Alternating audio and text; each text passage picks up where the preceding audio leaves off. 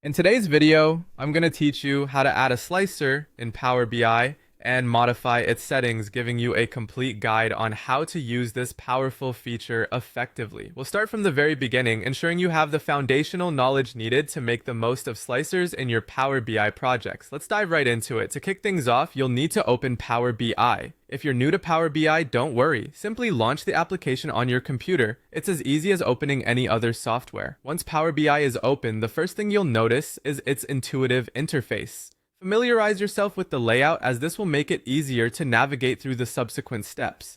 The next step is to import your data.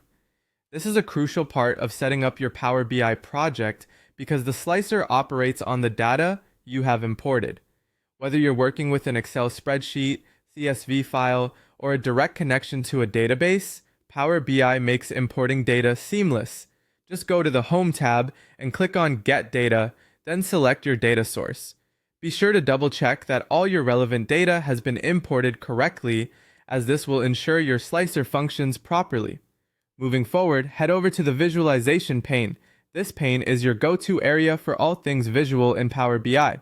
Here, you'll find a variety of visualization tools you can add to your report, and one of those tools is the slicer. The slicer icon looks like a funnel, and it's an instrumental feature that allows you to dynamically filter the content in your report.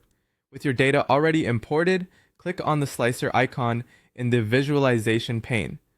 Once added, you'll see a blank slicer box appear on your report canvas. This slicer box is not functional yet, and you'll need to tell it what data to filter.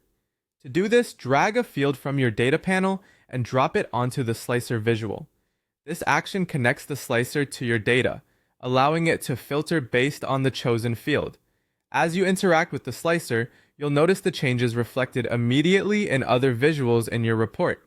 It's a highly interactive way to engage with your data, offering both flexibility and depth. And that's essentially how you add a slicer in Power BI and prepare it for modifications. Whether you're analyzing sales performance over time or tracking inventory, slicers provide a dynamic way to view and manipulate data.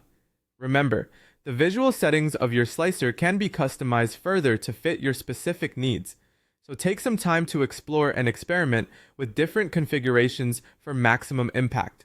We hope you found this guide thorough and easy to follow. With practice, you'll be able to leverage slicers in Power BI to enhance your data analysis significantly.